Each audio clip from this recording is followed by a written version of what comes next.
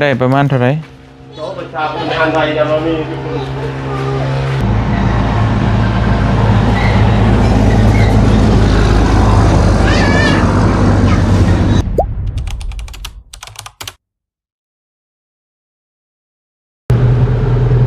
ไปพี่น้องนี่เนาะเดินทางบ้านนี่กำลังสีเข้าไปทางบ้านนาคำใต้พี่น้องนี่เนาะบ้านนาคำใต้บ้านน้องลีพี่น้องนี่เนาะทักทายสบายดีพ่อแม่พี่น้องเบิดสุขุทุกคนพี่น้องเลยมื้อนี้เฮาว่าสิเข้าไปทางบ้านน้องลีพี่น้องเลยก็สิมาสั่งวงกบแล้วก็ไม่เป็นไปแอมพาเฮือนให้เราก่อนพี่น้องเนาะเพราะว่าเมื่อนั้นได้คุยกับน้องเพิ่นแต่ว่าก็จะสมแซมเพื่อนนั่นก็เลยถามทั้งบริและพี่น้องว่าทั้งบริก็อาจจะพออยู่ค่าสร้างถ้าว่าเงินบ่เตียงพอค่าไม้นะเดี๋ยวไปถามมันก่อนมู้ว่าสิมีหรือบ่พี่น้องเนาะไม่แป้นปู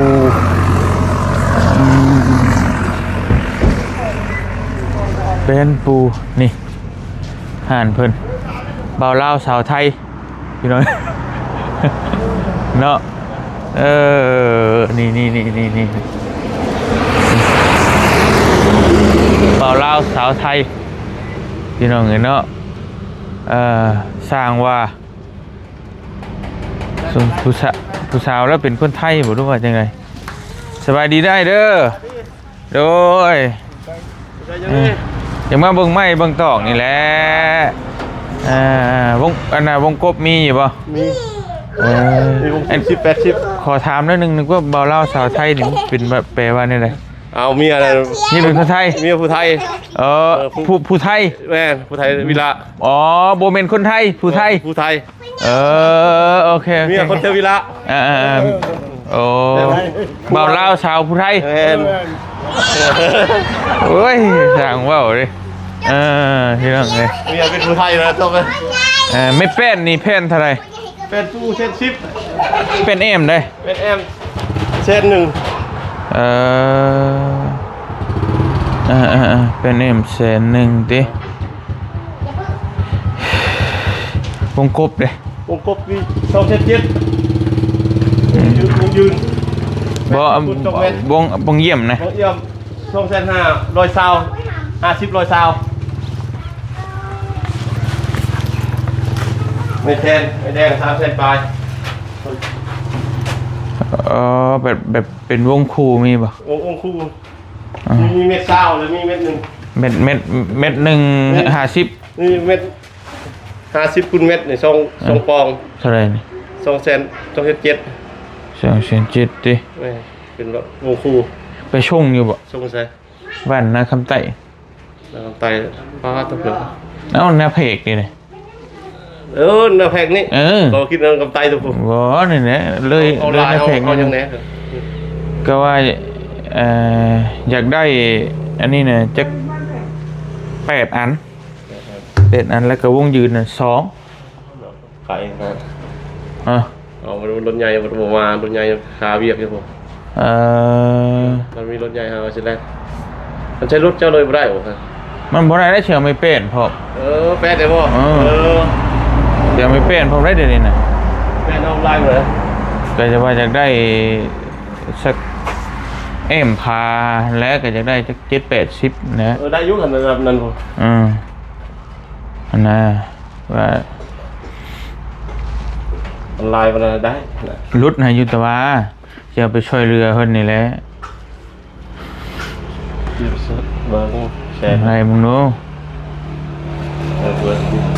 จะมีวันได้มันพอจะไปชุดตัวสาวอะไรก่อน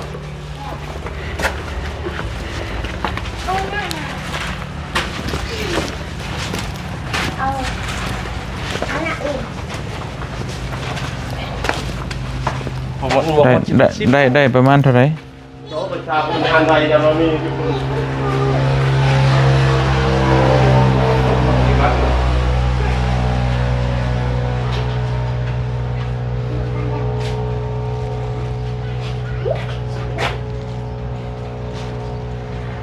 บวกใส่กันอยู่ หืม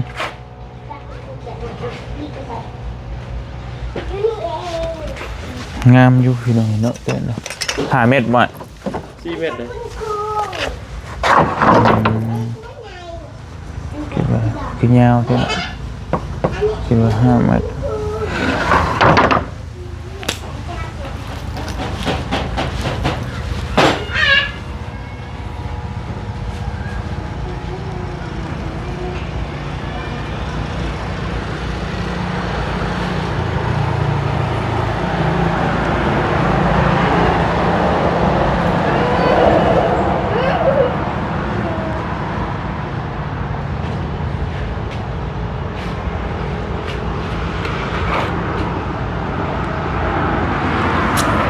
ชิปก็มันบ่ฮอดได้อยู่ว่าฮัลโหลมีว่าไงก็พาโอ้ยมันยกจอพาไปก็พามีบ่ไม่พาเพื่อนนะโอ้ยกินเบียร์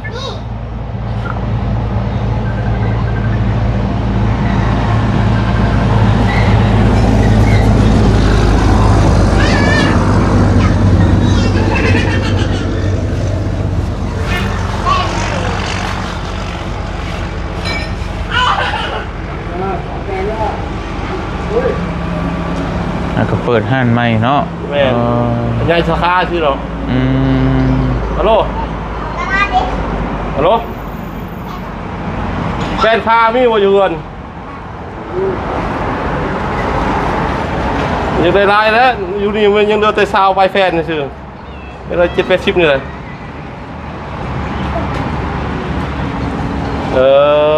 ยังไรไหวบ่เอามือเขาชิลงไปเอาไหมเดี๋ยวไว้นี่อยู่หั่นแหละ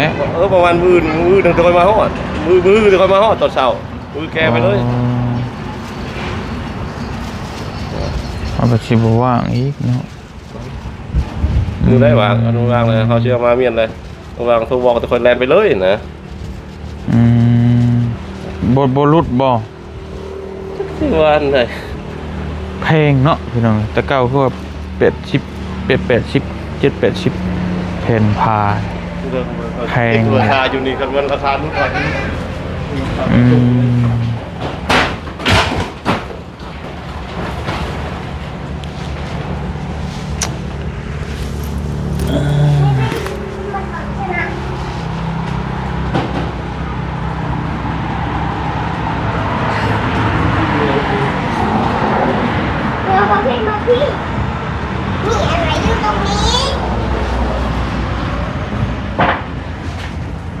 มี48พร้อม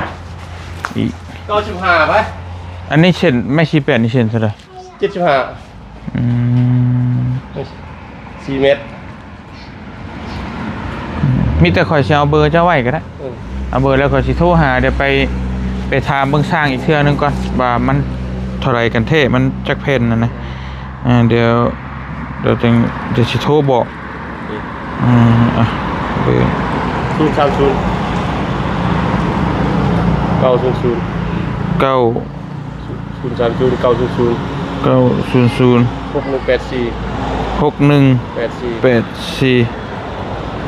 อเค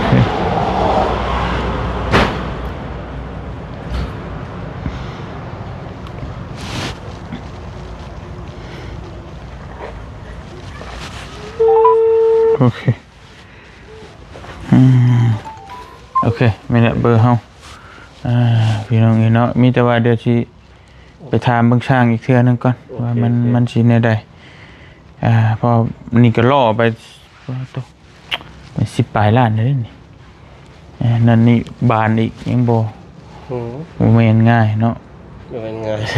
บ่ง่ายเพราะเงินมีแต่10 ปลายล้านนึงผมหมายมันต้องไม่48อีกเฮ็ดไม่เช่นมันเนาะไม่เช่นแล้วไม่เช่นนะ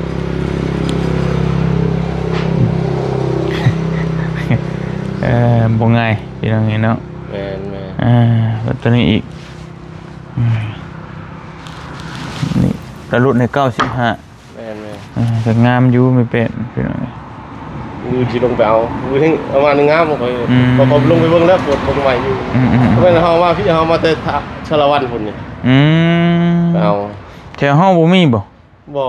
มันหายากเลยเนาะไม่ก็ได้ ไม่บ่อยากอันนั้นว่าไงไม่บ่อยากพานแถวเฮาไม่เป็นไม้เนื้ออ่อนไม้อ่อนแล้วมาใส่มันเด้งโป๊ะ มีเบิดเนาะบานเบิร์นมีบ่ มีบาน แผ่นไปได้บานเบิ่งเยี่ยมนะ บางเอี่ยมอิงตามรุ่นเลยมันมีอยู่นี่ ไม่แค้นนี่แหละ ไม่แค่นี้มี1,500,000ใบนึงมี200,000มี220,000มีได้รุ่นอยู่แล้วมันอยู่ได้รุ่นมี1,500,000รุ่นนี้รุ่นพวกตา1,500,000พวกตาโอเคเดี๋ยวไปเช็คเบิ่งอันนี้ก่อนเดี๋ยวสิมาเอาพี่น้องเนาะเดี๋ยวจังตัวนี้เฮาแก้ไปเองก็ได้อยู่ตัวนี้ครับว่ามันมีรุ่น2,000,000คนละ4,000,000โอเคพี่น้องตัวอยู่บ้านละแพกแม่หน้าคำใต้ก็เลยหน้าเพกไปได้หนึ่งอ่ะนะเข้มทางหันแล้วบ้านอยู่เข้มทางหันรถง่ายๆนึงดอกครอบครัวโดยพี่น้องเลยไปฉันเดี๋ยวเด้อให้เด้อเดี๋ยวโทรหาเด้อโดยพี่น้องเนาะโดยบุมีดีเอาตัวนี้แล้วไปแอมนี่ปลาไม่กระตาดนี่แหละไปพี่น้องเลยไปพี่น้องเลยเนาะกะโอ้ตัวเงินมีอยู่10 ปลายล้านเงิน20,000 ปลายนะมันจะแอมพาให้น้องลีมันบ่ง่ายเลยแค่ไม่แป้นนี่ก็สมมุติว่ามัน80นี่มันก็ล่อไป8 ล้านแหละ บัดไม่เช่นอีกเดี๋ยวค่าสร้างอีกบ่พอดอกพี่น้องบ่ง่ายเนาะไปเดี๋ยวถามเบิ่งบอลลี่ก่อนเดี๋ยวได้ถามเราทางเรามีเนี่ยใดก็จังสิว่ากันเพิ่มเติมไปถามเบิ่งช่างอีกก่อนบ่ใช่ประมาณจักแผ่นพี่น้องเอ้ยเนาะไปอยู่ดีมีแฮงบ่ทุกคนสบายดีเด้อพี่น้องเดินทางไปหาน้องลี่ก่อน